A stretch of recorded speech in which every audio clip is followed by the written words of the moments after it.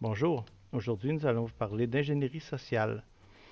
Le terme ingénierie sociale est une technique qui englobe différents outils permettant à des cybercriminels d'obtenir de l'information personnelle ou corporative ou inciter des victimes potentielles à partager ce type d'informations confidentielles euh, à des fins nébuleuses.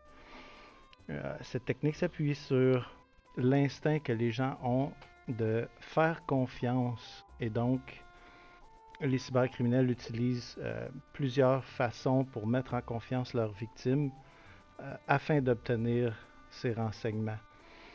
Un exemple de type d'ingénierie sociale est le harponnage ou spear phishing qui sert à inciter un employé à divulguer de l'information comme par exemple des mots de passe ou de l'information personnelle qui pourrait être susceptible d'être utilisée comme mot de passe et ensuite permettre aux attaquants de déduire à l'aide de cette information des mots de passe potentiels et de s'infiltrer dans un système pour, par exemple, voler de l'information ou faire un autre type d'attaque par la suite qui peut être compilé par-dessus la première, comme par exemple un ransomware qui consiste à encrypter l'information obtenue et charger les gens pour avoir la clé de décryptage, une rançon, un certain montant, afin qu'ils puissent réobtenir l'information qui a été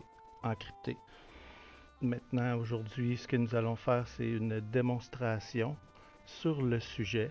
Il y a plusieurs types possibles d'ingénierie sociale, mais nous allons voir dans cette démonstration pour les besoins de la cause deux méthodes différentes d'ingénierie sociale qui consistent à piéger une victime potentielle en utilisant la confiance ou la naïveté de la dite victime.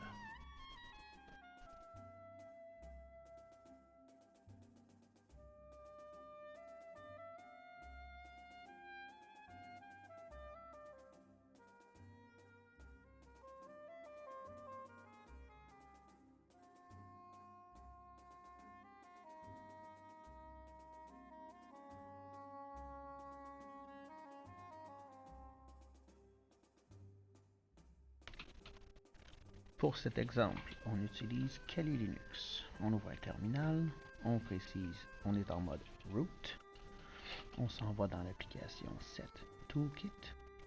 Une fois l'application ouverte, on recherche Social Engineering qui est juste ici. Puis ensuite, on cherche Web Attack Vector.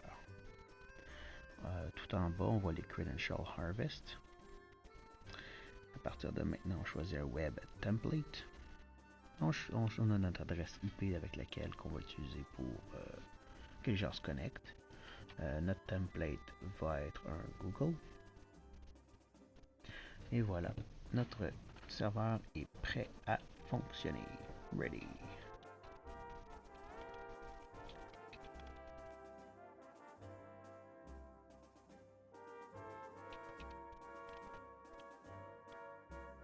Et voilà, j'ai reçu un courriel.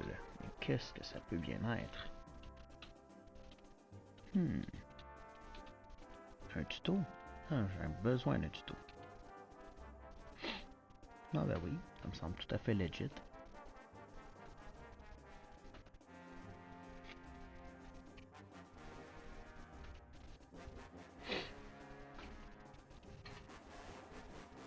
Évidemment, pour ce tuto, je n'utiliserai pas mon mot de passe à moi. Oh non, j'ai été piégé. Et non. Merci.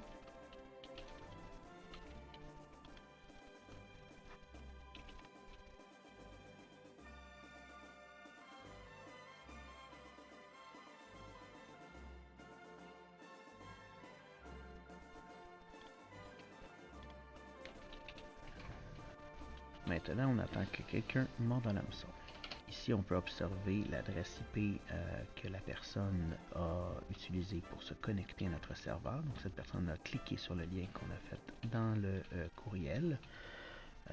On remarque que ce n'est pas la même adresse IP qu'en haut, 136 et 126. Et voilà, il a été enfin piégé. On peut ainsi voir son courriel apparaître et le mot de passe chiffré en clair.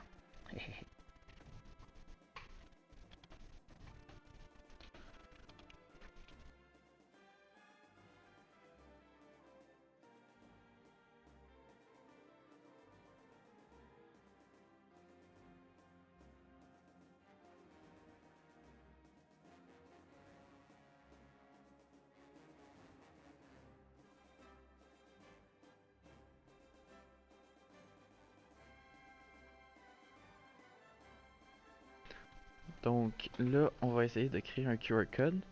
Donc on va dans le set toolkit. Oups, j'ai mis majuscule. Donnez-moi 2 secondes. Et voilà. Là, on veut aller faire du social engineering attack parce que c'est ça ce qu'on fait comme affaire. Puis là, on va aller direct dans le QR code generator attack. Là, ça nous demande un URL. Ce qu'on met, c'est l'URL de la machine pour que ça vise notre site web, notre faux site web. Donc, une fois que c'est fait, et puis là, il est dans /root.set /report /qrcode.png.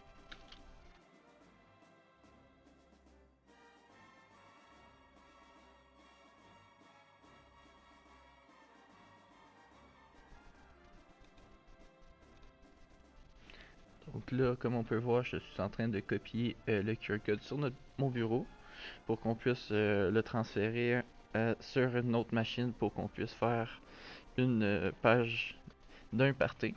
Donc comme vous voyez ici, c'est la fabrication. On l'a mis un peu en accéléré juste pour dire que c'est fait, qu'on l'a fait. Puis on va même faire une démonstration de comment il se fait piéger. Donc on voit l'innocent voir puis faire ah c'est intéressant, je clique. Puis on peut voir que sur notre serveur Kali, il rend sur le site et qu'il va mettre ses informations. Donc en gros, c'est la même formule que la première fois, mais tu ajoutes un QR code, ce qui rend moins suspect le fait que tu atteins un site avec l'adresse IP. Puis là, on peut voir les credentials.